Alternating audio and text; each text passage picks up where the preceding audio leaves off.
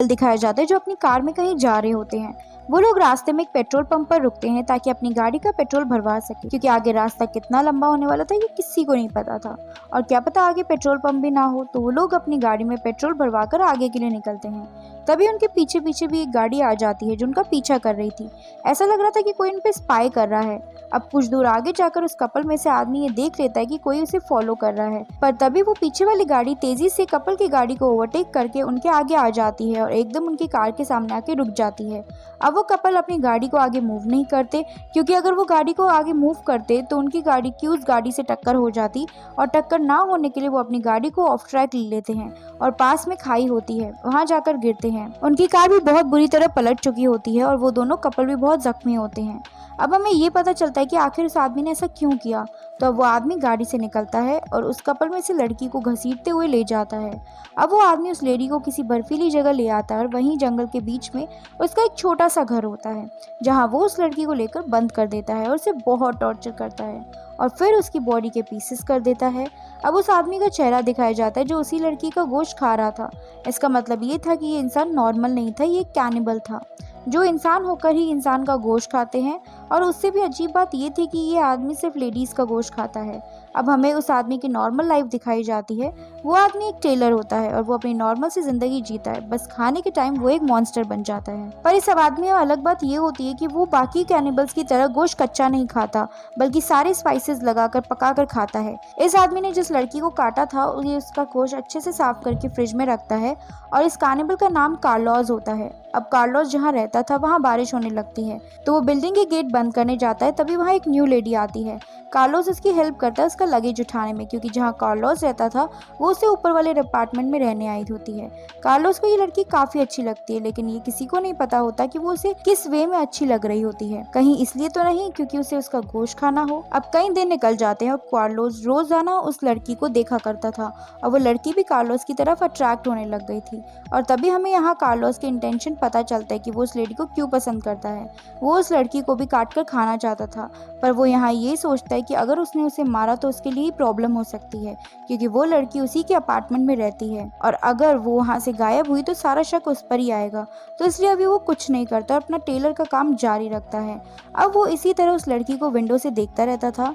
फिर अचानक से एक दिन वो लड़की उसके पास आती है। वो काफी खुश होती है और कार्लोस को कुछ पेपर देती है और कहती है मेरे सैलून के पैम्पलेट हैं, क्या तुम इसे आगे फॉरवर्ड कर सकते हो ताकि लोग इसे देखकर मेरे पास आएं। तो पहले तो कार्लोस मना कर देता है, पर फिर बाद में वो मान जाता है ताकि वो उसका ट्रस्ट जीत सके। अब कार्लोस पैम्पलेट्स को चिपका देता है, पर चिपकाते टाइम भी उसे यही ख्याल आ रहे होते कि वो कैसे उस लड़की को काटेगा और खाएगा, जबकि उसके पास उससे पहले ही काफी मीट पड़ा होता है। उस पुरानी लड़की को यहाँ हम देखते हैं कि कार्लोस लड़कियों के मीट का कितना भूखा है। अब अगले सीन में हम उसे एक ओल्ड लेडी के साथ देखते हैं।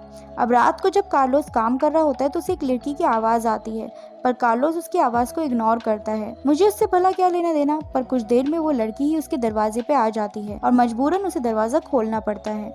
वो लड़की कार्लोस से कहती है कि मुझे पुलिस को कॉल करना है। तो कार्लोस पूछता है कि क्यों। तो वो लड़की कहती है कि मुझे उन्हें कॉल करना है, बुलाना है बस। तो कार्लोस कहता है कि नहीं, मुझे पुलिस पसंद ही नहीं है। अब यहाँ कार्लोस ऐसा क्यों कह रहा था, क्योंकि अगर पुलिस आ जाती है उसका फ्रिज देख लेती तो फिर उसकी तो सच्चाई सामने आ जाती, इसलिए वो मना कर देता है। वो लड़की बोलती है ठीक है, अब घर आए मेहमान को पानी भी नहीं मिलाओगे क्या। तो कार्लोस पानी लेने जाता है, तो वो लड़की भी उसके पीछे पीछे आ जाती है, उसका फ्रिज खोल लेती है और देखती है कि उसके पास कितना मीट पड़ा है। वो मीट पैक होता है तो उसे पता नहीं चलता कि वो मांस किसी इंसान का है, पर वो इतना सारा मांस देखकर हैरान रह जाती कि आदमी कितना मीट खाता है। तो अब ये बात कार्लोस को बिल्कुल अच्छी नहीं लगती कि कोई उसकी प्राइवेसी को छेड़े। तो उस लड़की को कहते हैं कि तुम अब यहाँ से जाओ। तो वो लड़की शॉक हो जाती है और कहती है ठीक है, मैं यहाँ से चली जाती हूँ, पर तुमने भी मेरे घर से चीखे चिल्लाने की आवाज़ सुनी हो। तो मैं इसलिए चिल्ला रही थी क्योंकि मेरे साथ बहुत गलत हो रहा था और मुझे तुम्हें इस बात का विटनेस बनाना था। तो ठीक है, अब मैं चलती हूँ। अब कार्लोस उस लड़की को आवाज़ लगाते कि रुको, तुम पुलिस को कॉल करना था तो क्यों ना हम दोनों साथ में पुलिस स्टेशन चलें। तो वो लड़की कहती कि अच्छा आइडिया है, चलो। तो वो दोनों साथ में पुलिस स्टेशन जाते हैं, पर अब हमें पुलिस स्टेशन का सीन नहीं दिखाया जाता। तो क्या पता कहीं कार्लोस ने उस लड़की को भी मार दिया हो। अब सीन कुछ दिनों बाद का दिखाया जाता है, जहाँ कार्लोस बड़ा घबराया हुआ नजर आता है।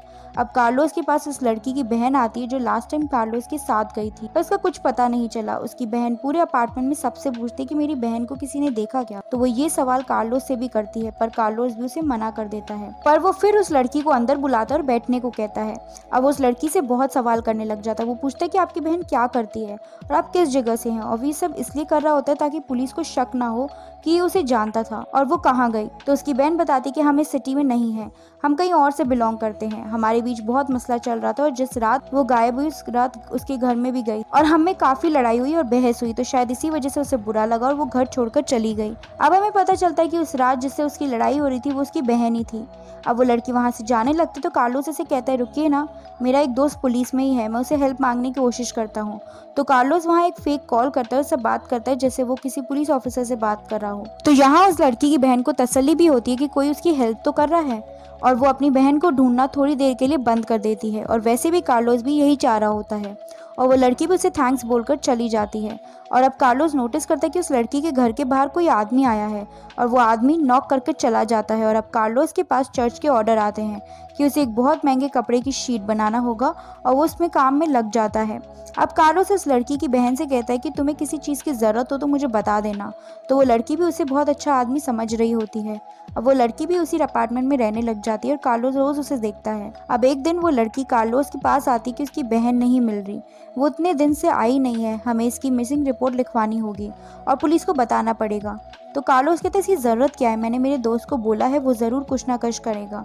तो उसकी बहन नहीं मानती और वो पुलिस स्टेशन जाते हैं और एक मिसिंग रिपोर्ट लिखवाते हैं। तो अब पुलिस भी उसे कैसे ढूंढती, क्योंकि वो कार्लोस के पेट में जो होती है। हमें यहाँ कंफर्म हो गया था कि कार्लोस ने ही उसे काट कर खा लिया और ये भी यकीन हो गया था आदमी विश्वास के भी लायक नहीं है। तो वो जब वापस जा रहे होते हैं तब उस लड़की की बहन बोलती है हमें हमारे पेरेंट्स को कुछ पैसे भिजवाने थे जो कि मेरी बहन ने कमाए थे, और हमारी उस रात लड़ाई भी हुई इस बात पर हो रही थी क्योंकि उसने जितने भी पैसे कमाए थे वो अपने पेरेंट्स को नहीं भेजना चाहती थी क्योंकि वो उसने कमाए थे, और अब जब से वो गायब हुई है वो पैसे भी नहीं मिल रहे हैं। तो यहाँ कार्लोस कहता है कि तुम्हें जितने भी पैसे चाहिए मुझसे ले लो, तुम फिक्र मत करो।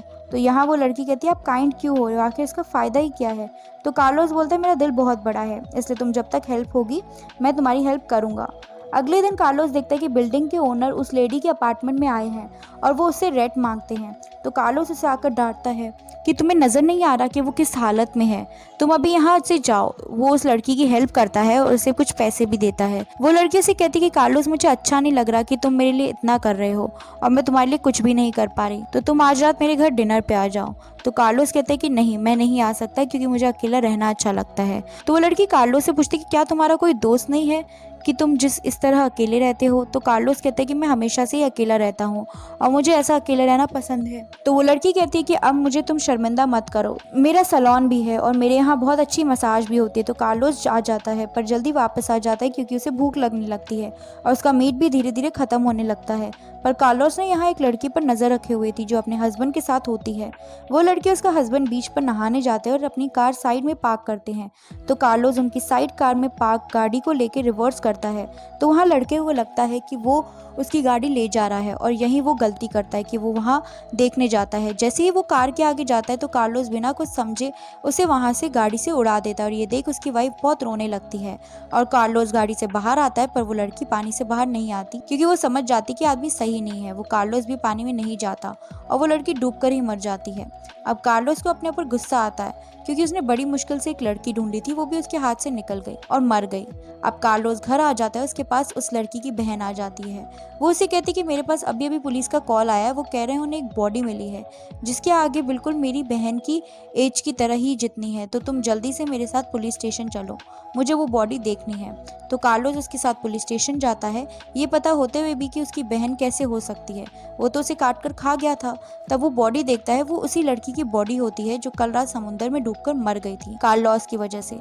अब कार्लोस देखता है कि उस लड़की के अपार्टमेंट का गेट टूटा हुआ था जैसे कि कोई जबरदस्ती घुसकर आया हो। तो कार्लोस उसके अपार्टमेंट में जाता है और उस लड़की से पूछता है कि क्या हुआ। तो वो लड़की बहुत ही ज्यादा रो रही होती है। वो बताती है उसकी बहन का एक दोस्त है जो उसे पैसे लिया करता था, अब वो मेरे पास आया और मुझसे पैसे मांग रहा है, मैंने उसे मना कर दिया तो मुझे धमकी दी है कि मैंने भी अपनी बहन को पैसों के लिए मारा है और वो पुलिस में जाकर कंप्लेन भी करेगा, तो तुम ही बताओ कि मैं क्या कर सकती हूँ। तो कार्लोस कहता है कि नहीं, तुम ऐसा नहीं कर सकती, मुझे पता है तुम अपनी बहन को कितनी शिद्दत से ढूंढ रही हो, ये भी मुझे पता है। अब तुम मेरे अपार्टमेंट में चलो, तुम्हें आराम की जरूरत है। तो वो उसे अपने अपार्टमेंट में लेकर जाता है, उसका बहुत ध्यान रखता है। अब एक दिन वो उसे कहता है कि बर्फीली पहाड़ियों में मेरी एक कैबिन है और वो बहुत अच्छी है, आओ मैं तुम्हें वहाँ लेकर जाऊँ। तो कार्लोस अब उसे वहाँ लेकर जाता है। वो थोड़ा घूमते हैं, थोड़ा एंजॉय करते हैं और फिर जब वो अंदर आते हैं तो कार्लोस उसकी ड्रिंक में बेहोशी की दवाई मिला देता है और वो बेहोश हो जाती है। कार्लोस उसे काटने ही वाला होता है पर ऐसा नहीं कर पाता और सुबह हो जाती है।